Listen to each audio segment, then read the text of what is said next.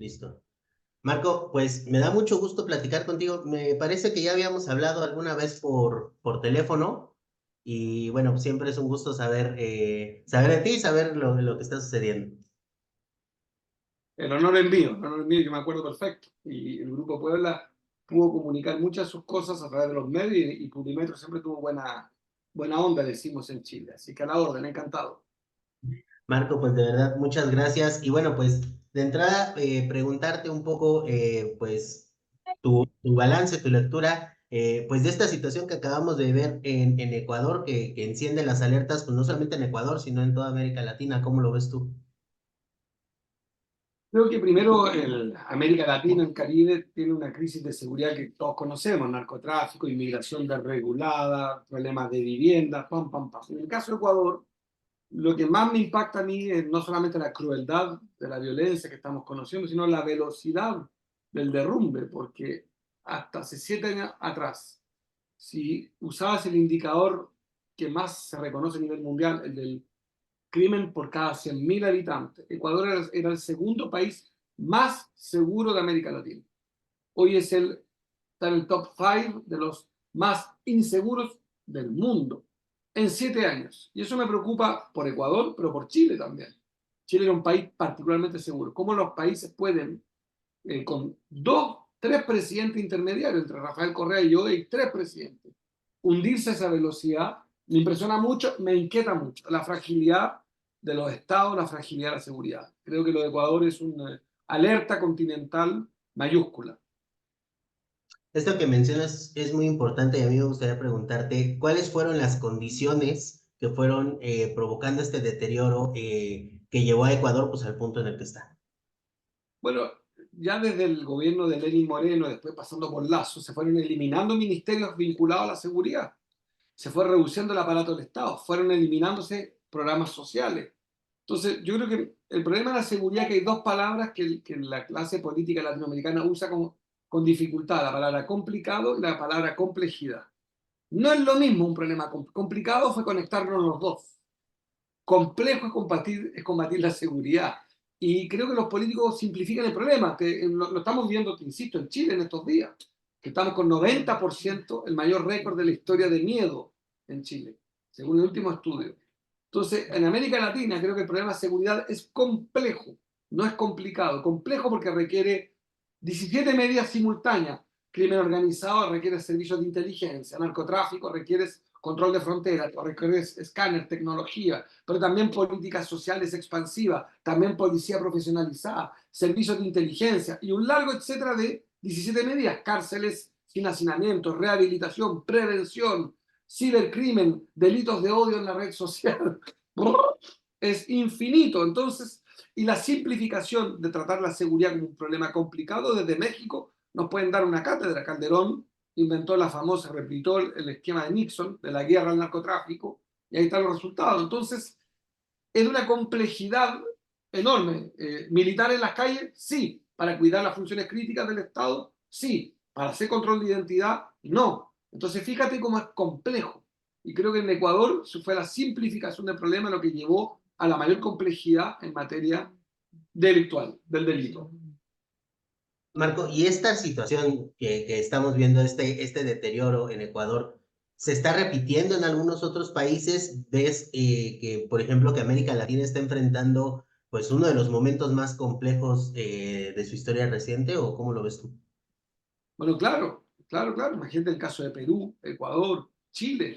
Sí, yo creo que hay una crisis de los estados y las democracias. Y la ola impugnatoria electoral que ha permitido elegir a Milei o a Bolsonaro o a Hernández en Colombia o a Trump en Estados Unidos o casi elegir a Kast en Chile, es una ola que impugnan dos cosas: el Estado, la democracia.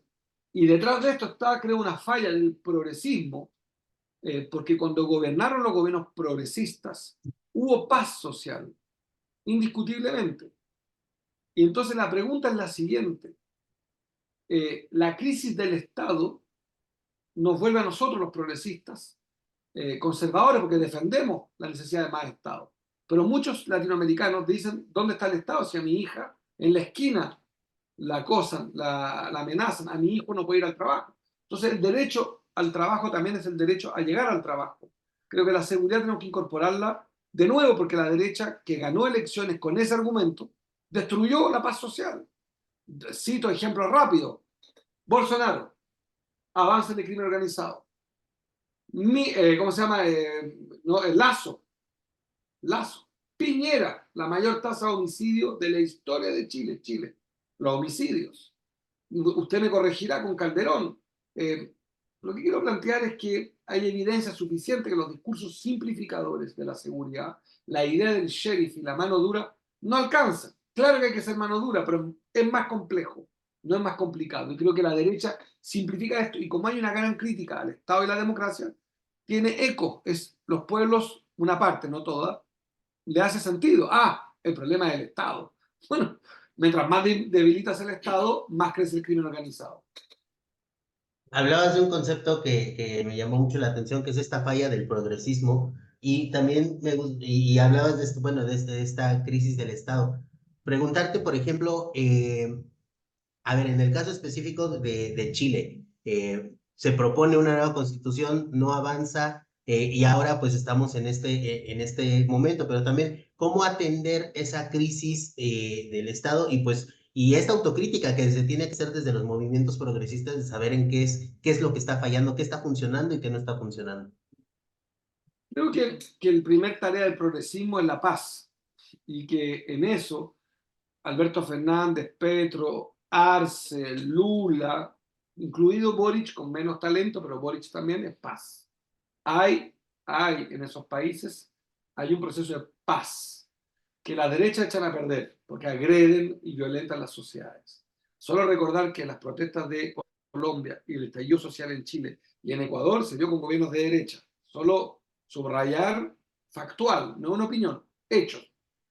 Dicho esto, también es completamente cierto que en el caso del progresismo chileno somos un desastre, porque quiero complementar tu afirmación, no es un plebiscito, son 3 plebiscitos en 15 meses, no es un proceso constituyente, son dos, después de 200 años en 15 meses, 2 procesos constituyentes. No es una elección, son 8 elecciones en 4 años, que significaron terminar en nada, desde que estalla Chile, termina en nada, terminamos donde mismo, y eso es gran responsabilidad del progresismo chileno, que fue incapaz de conducir una demanda social de menos abuso con cambio tranquilo. Creo que ahí nos perdimos 4 años de nuestra vida republicana, terminamos en el peor de los mundos, con la constitución del dictador y con la economía derrumbada, o estancada, para ser preciso, Chile estancada, porque uno en política habla mucho. Chile no es que está así, Chile está económicamente estancada, creció 0% el año pasado y está previsto este año quizás 1%. El país que era el mejor alumno de América Latina, éramos el país que más crecía en América Latina era Chile. Pasamos a ser el que menos crece. Eh, Esto hay cifras para todo, entonces creo que el progresismo tiene que recuperar la agenda de seguridad porque cuando gobiernan los gobiernos progresistas, valores humanistas, hay seguridad, mucho más que cuando gobierna la derecha. Pero la derecha logra instalar con una arrogancia, una simplificación genial, de que ellos son los sheriffs de América Latina. América Latina explotó de la mano de los gobiernos sheriff, pero explotó Colombia, México, Chile, Ecuador, Brasil. Sí. No, sí, definitivamente, Marco. Y preguntarte, ¿cómo ves este año que viene especial por el tema de que muchos de los países, bueno, México, por ejemplo, pues va a tener elecciones, en este caso presidenciales, pues nosotros estamos pegados con Estados Unidos, que también va a tener este proceso. ¿Cómo ves este año en ese sentido? ¿Qué panorama, vislumbras? Varias afirmaciones. América Latina y el Caribe nos fuimos al carajo por la pandemia y no nos hemos levantado por la deuda pública, por la inflación, por la delincuencia, por el crimen organizado y por el narcotráfico y por la inmigración desregulada. Lula es la gran esperanza de reponer la voz de América Latina en el mundo. Y el 2024 es el año clave no para América Latina, para el mundo. Fíjate, hay elecciones en la India, en Estados Unidos, en Rusia, en Ucrania, tan solo en América Latina, en México, el mayor país industrial de Centroamérica, el segundo de América Latina. en Venezuela, el país de la controversia, en Panamá, en República Dominicana. Es un año trascendental. En Estados Unidos es trascendental el 2024. Hubo en Taiwán ayer. Va a haber elecciones en los países. 3.700 millones de seres humanos deciden su rumbo este año. Y en el caso de América Latina es un año extraño porque los incumbentes tienen la alta probabilidad de reelegirse. A diferencia del 2023, que todos los incumbentes perdieron el poder, acá podría pasar algo distinto, que los incumbentes se reelijan. En caso de México, muy probable, así lo deseamos muchos, que gane el cambio tranquilo y que no gane el cambio, a mi juicio, lo adjetivo yo, mi opinión, es un cambio menos tranquilo, para ser elegante. Creo que los valores humanistas de Morena tienen grandes chances de ser reelectos. Venezuela igual. Creo también que en Dominicana va a pasar lo mismo. En Panamá creo que va a ganar el cambio, más radical. Entonces habrá que ver cómo se configura una América Latina desastrosa, ahogada por la deuda, por el cambio climático y por en algunos países todavía que no logran, aunque mucho ya ha ido enfriando la economía en materia de inflación. Los países que eligen, por supuesto, en este año, pero también los primeros años de al menos dos gobiernos que me parecen muy importantes, y todos lo son, pero que hemos puesto mucho la mirada en ellos, ¿no? Pues en Argentina, este primer año de Milei, y el primer año, por ejemplo, en Guatemala, que ayer veíamos cómo empieza el año, ¿no? Entonces, ¿qué nos puedes comentar en ese sentido? Y yo creo que la economía, mientras no asumamos que no es una ciencia matemática, que no es 2 más 2 son 4, sino que tiene un elemento moral y por tanto un elemento político, es fundamental la institución. En Guatemala lo que hubo es una crisis institucional, producto de una crisis social. Pero esa crisis institucional también la estamos conociendo en varios países de América Latina. O sea, nuestros demonios son los mismos hace ya 50 años. Crisis institucionales permanentes. En Brasil hace un año invadieron el Palacio Presidencial. Uno se olvida, pero un año. Hace 4, en Colombia, en Chile y en Ecuador casi explotan las instituciones. Casi explotan. Entonces estamos en Ecuador, hoy día tenemos un Estado fallido. Hoy, ayer, hace 4 días, no recuerdo. Entonces creo que estamos con un continente todavía que conoce turbulencias institucionales fundamentales y eso ahuyenta la inversión en la recuperación económica. Y América Latina, a diferencia de otros continentes, somos de un potencial enorme en biodiversidad, en recursos naturales. Somos, somos el continente probablemente, pero hay una desproporción entre la oportunidad y lo que somos. Yo creo que América Latina está en momentos muy, muy complicados, pero muy complicados. Especialmente complicados, ahorcados por la deuda, narcotráfico, crimen organizado, inmigración desregulada y todavía los socios más importantes de América Latina no atienden de que somos una parte de la solución. Brasil y Argentina, solo ellos, alimentan todos los días a más de 800 millones de seres humanos, casi 1.000 millones. O sea, 2 países del sur pueden alimentar a 1.000 millones de seres humanos. Son potencia, potencia agrícola, potencia alimenticia, potencia en proteínas, Brasil. Y hay una crisis en el mundo de los fertilizantes, del precio del petróleo. La primera reserva del mundo de petróleo, Venezuela. La cuarta de gas, Venezuela. De cobre, Chile. De litio, Argentina, Bolivia y Chile. Tenemos un potencial, pero ya, ¿para qué? Turísticamente, México. ¿Para qué te voy a enseñar a ti el potencial turístico de uno de los países más visitados del mundo? Somos campeones, pero vivimos en la derrota porque creo que todavía no logramos superar nuestras crisis institucionales. Por eso, a propósito, en México yo valoro enormemente el proceso de Morena, que es construir una institucionalidad que sobreviva y que construya un país más justo. Y que a estos puntos que mencionabas, también no podemos dejar de hablar de la presencia del narcotráfico, de la presencia de todas estas, pues de todos estos grupos que ahora, por ejemplo, con el tema de Ecuador veíamos, lo pongo al nivel, pues a lo mejor de los ciudadanos, ¿no? A lo mejor nos imaginábamos que era un país muy lejano, pero las conexiones de los grupos del narco de México con Ecuador, pues eran muy cercanas, ¿no? Y vimos eso, ¿no? O sea, el narco es un actor que tiene una presencia que se ha ido consolidando, ¿o cómo lo ves tú? Tal cual, creo que, mire, yo me reuní hace poco, perdona, pero esto no lo digo como candidato, pero me reuní hace poco en Madrid con el jefe de la policía española, una de las más prestigiadas de Europa. y el jefe de la policía es un civil. Y me decía que mientras no entendamos en América Latina la importancia de la Ameripol, no vamos a avanzar. Fíjate que existe Interpol y Europol, y Ameripol tiene que un mes que se actualizó. Mire, es tanta creo que la política exterior de América Latina es fundamental para la seguridad, pero sigue siendo muy ideológica y hay que hacer menos ideología, más política. Por ejemplo, vuelvo a América del Sur. Tenemos un fenómeno migratorio muy fuerte venezolano y colombiano, ¿no es cierto? Bien, ¿usted sabe cuántas veces los presidentes de América del Sur han hablado con Nicolás Maduro para hablar de seguridad? Cero.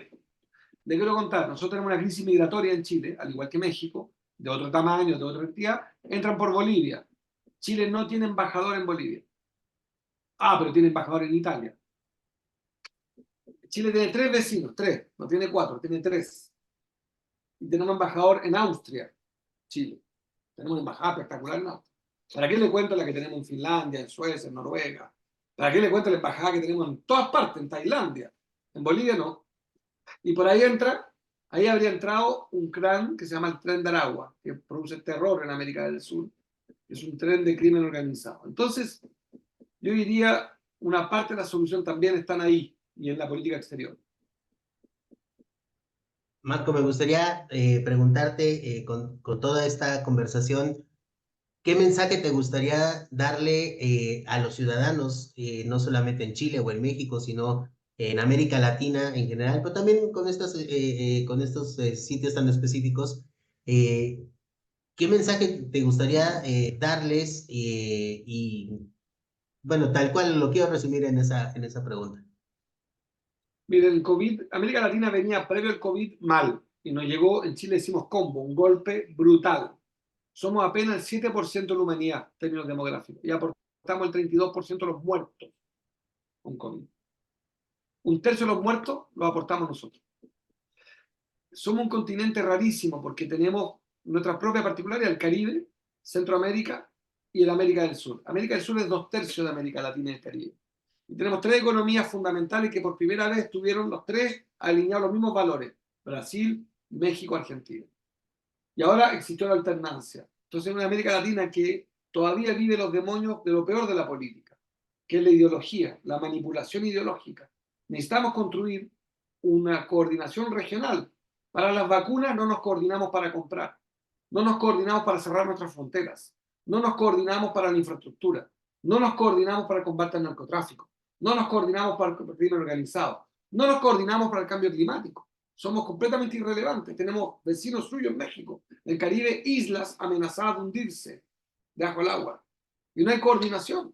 Entonces, los 14 países del Caribe, más los 12 del sur, más los de Centroamérica, tenemos que aprender o colaboramos, integrarnos, pero algo tenemos que hacer. Estamos en el peor de los mundos. Mi esperanza hoy día es Lula, que creo que entendió perfectamente que junto a AMLO, a Arce, a Petro, van construyendo una pequeña fuerza que se está empezando a escuchar. Fíjese que la guerra de Ucrania y la guerra de Israel con Hamas obligó al mundo a mirarnos, obligaron, no nos querían ver y dijeron, a ver, ¿y qué opina América Latina? Y ahí dijimos un momento, no nos usen para sus problemas, queremos ser parte de la paz y para eso somos una voz que tienen que escuchar.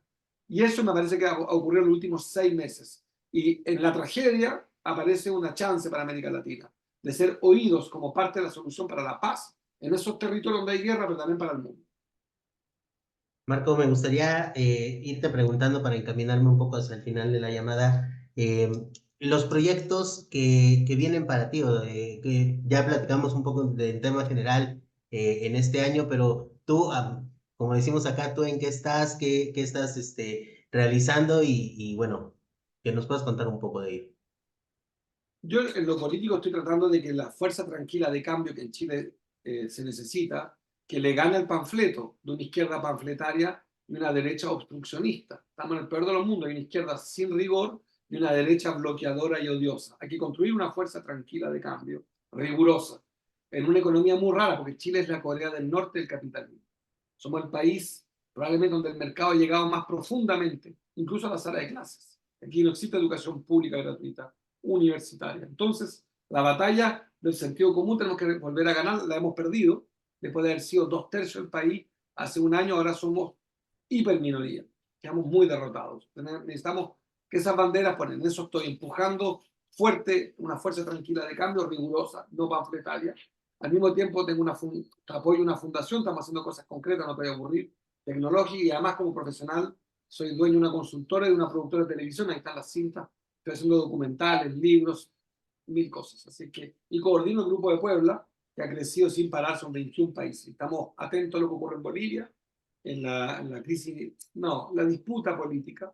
Estamos atentos a los desafíos de Lula, estamos atentos a hacer puente con Venezuela, estamos atentos en que en Ecuador avance un proceso trágico que están conociendo, seguimos de cerca el proceso mexicano, seguimos anoche hasta muy tarde la asunción de Bernardo Arévalo, que lo recibimos en México, por lo demás, hace 2 o 3 meses, como Grupo de Puebla. Como tú ves, el Grupo de Puebla son 21 países, así que todos los días muy intenso, así que estoy en todo, estoy en frente nacional y en frente internacional, muy activo y muy contento y muy ansioso por construir un cambio tranquilo. Justo con esto que mencionabas, me quería encaminar hacia el final de la llamada. Los planes, los proyectos que vienen para el Grupo de Puebla, digo, ya nos adelantabas un poco, pero no sé si nos puedes comentar algo Sí, sí, más. sí. Vamos a tener, tenemos un grupo, el Grupo de Puebla en sí mismo, que está siempre atento, estuvimos atentos apoyando que se garantice de manera fraterna, que en Guatemala se honren valores humanistas que nos importan mucho, sin intromisión, pero que se respete la voluntad popular, apoyando y observando de cerca ese proceso. En el corto plazo vamos a hacer un encuentro sobre el sistema financiero, con el famoso tema de la moneda común, no única, una moneda común no única, porque hay un tema que a veces se confunden. No proponemos una moneda única, común. Pueden haber varias monedas y una moneda común. Vamos a avanzar también en el tema de cambio climático, en un encuentro físico. Vamos a hacer también el famoso encuentro que creo que ustedes lo cubrieron como medio, los encuentros de Puebla, que reúne a 100 líderes de 21 países. Vamos a producir un documento sobre desarrollo regional que lo vamos a profundizar. El grupo académico, después está el grupo parlamentario y después está el grupo jurídico, y vamos a avanzar muy pronto en un pronunciamiento contra las sanciones unilaterales delirantes que se le aplican a Cuba y a Venezuela, que son inhumanas. Sanciones que lo único que hacen es quebrar la dignidad de un pueblo. Si pretendían sancionar un proyecto político, lo que han hecho es humillar a los niños de Cuba y Venezuela. Creemos son sanciones unilaterales improductivas, ineficientes y crueles como pocas hemos visto. Marco, pues de verdad, agradecerte mucho la disposición de la llamada y la entrevista. Me gustaría preguntarte si quisieras agregar algo a manera de cierre, algún punto que nos haya quedado por conversar o algo que quieras reforzar de lo que hemos platicado. No, que Publimetro es un medio atípico, porque es un medio particularmente periodístico que cubre la noticia, y que yo nunca le he pedido a un medio que sea ni objetivo ni neutro, porque no creo en eso. Pero sí creo plural, que es un medio que no tiene sesgo a la hora de liberar la palabra en América Latina. Es un diario muy importante, porque lo sigo, y en los países que está, juega un rol muy importante en términos de pluralismo. Y la democracia tiene dos bienes jurídicos. La libertad de expresión, que está garantizada en América Latina, más complicado el tema de en general, pero es más complicado el acceso a información, la información plural. Y creo que felicito a este diario, y cuando me comentaron que teníamos esta entrevista, dije inmediatamente, no lo digo por hacerle, en Chile decimos hacer la pata, es ser la mebota, pero me fascina el Publimetro. Así que gracias por el espacio y mucho éxito. Muchas gracias, Marco, y bueno, pues pedirte que justamente que sigamos en contacto para futuros temas y pues estemos en contacto. A la orden, un abrazo grande. Gracias, igualmente un abrazo a ti y a todo el equipo. Chao, chao, querido. Gracias, bye.